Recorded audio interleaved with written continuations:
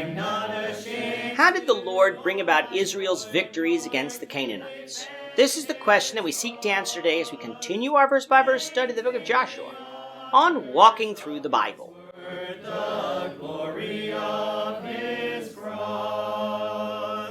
Today we're going to be discussing Joshua chapter 11, verses 16 to 23. But before we do that, let's read the passage.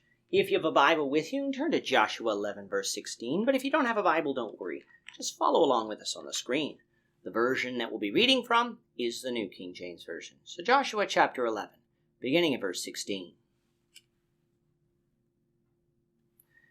Thus Joshua took all this land, the mountain country, all the south, all the land of Goshen, the lowland and the Jordan plain, the mountains of Israel and its lowlands, from Mount Halak and the ascent to Seir, even as far as Baal-Gad in the valley of Lebanon, below Mount Hermon.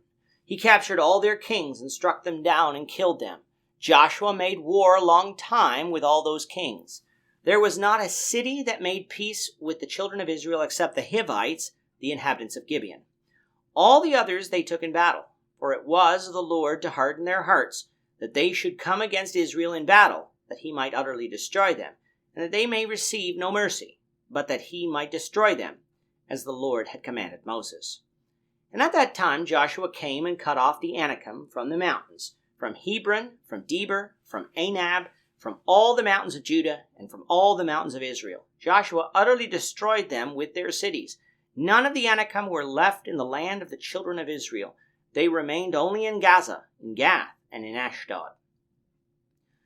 So Joshua took the whole land, according to all that the Lord had said to Moses. And Joshua gave it as an inheritance to Israel, according to their divisions by their tribes.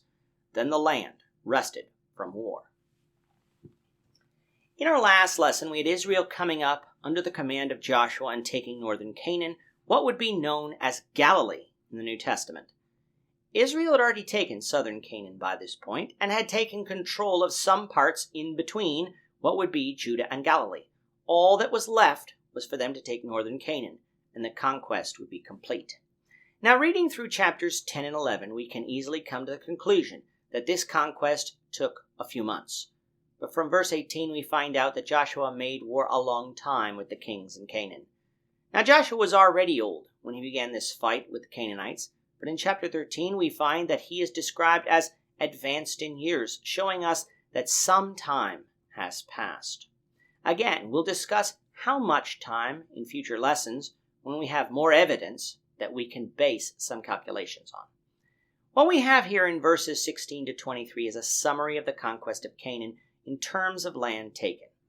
We again have described for us the southern conquest of Canaan from the mountain country, all the south, all the land of Goshen, with this Goshen not being the one in Egypt, but in southern Canaan, the lowland and the Jordan plain, which is the desert plain in what will be southern Israel. Verse 16 then ends by telling us of Joshua's northern conquest, which is simply summarized as the mountains of Israel and its lowlands, being Galilee. In all, Israel's land encompassed everything from Mount Halak and the ascent of Mount Seir in the south, meaning the eastern borders of Edom, all the way to Baal-Gad in the valley of Lebanon below Mount Hermon in the north. Joshua is said to capture all their kings, striking them down and killing them. Now let's be careful in how we view this phrase, for it's very easy to assume that Joshua conquered absolutely every city and had every city under his control. But as we'll see beginning in chapter 13 and other places, there were still places that still needed to be conquered or would be left unconquered. So what is all their kings in this passage? It refers to all the kings mentioned earlier in the chapter. By keeping a passage in its context, then we can easily overcome any difficulties had we just read verses 17 and 18 on their own and then compared them to other Old Testament passages. Verse 19 says that there was not a city that made peace with the children of Israel except Gibeon. All others they took in battle. Again, this refers to the cities we've already talked about, and the ones that Israel actually conquered. It isn't talking about any of the cities that Israel had yet to conquer or would never conquer in this time period. How was Israel able to have these victories? Well, in a very simplistic explanation, it was because the Lord was with Israel. But that doesn't answer how the Lord did it. Did he miraculously strike these people down? No, for Israel still had to fight the battles.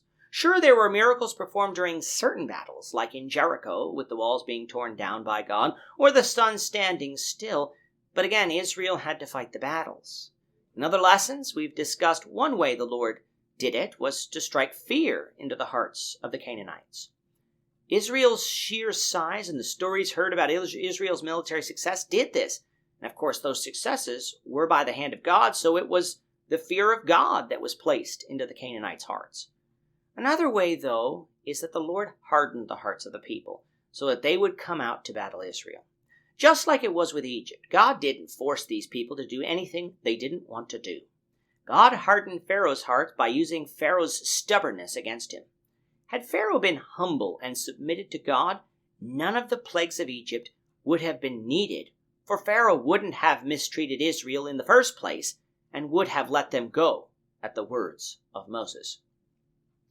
But Pharaoh was stubborn, and thus God's judgment came down upon him. Likewise with the people of Canaan.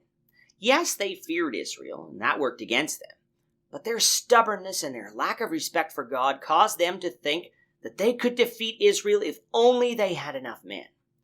God thus used their stubbornness against them, and those Canaanite cities that came out to battle were utterly destroyed. Beginning at verse 21, we start to see signs that Israel was not quite completing the task of utterly destroying the peoples of the land. For verses 21 and 22 says that Joshua destroyed the Anakim, the giants that were left in the land of Israel, namely in the southern portion of Canaan where they lived. But they did remain in Gaza, in Gath, and in Ashdod, cities that we will know as cities of the Philistines. Make a note that the Anakim remained here, for in a story in 1 Samuel, in the life of David, that knowledge will come in handy. The chapter ends by telling us that Joshua took the whole land, meaning that he had unquestioned dominance in the land, so much so that the land rested from war for a time. Again, we will find in chapter 13 that there was still more work to be done. But if Israel didn't begin to divide the land between the tribes, then not only could that which was taken become inhospitable to live in after becoming deserted, but it could also allow those who were left in Canaan to have an opportunity to regroup and attack Israel again in much stronger numbers.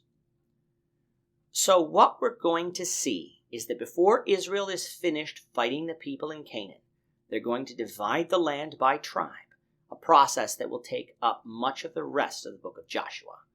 Before we get there, though, in chapter 12, we're going to have a summary of the kings that were killed by both Moses and Joshua. With that, our time is up for today. The Lord willing, we hope you'll join us for tomorrow's discussion of Joshua chapter 12, verses 1 to 6, as we continue our walk through the Bible, one verse at a time. Thank you for watching today's episode. We hope that you found it edifying and ask that you not only subscribe to our channel and podcast, but that you like and share this episode among your friends, so that the saving gospel of Jesus Christ can go out to the whole world.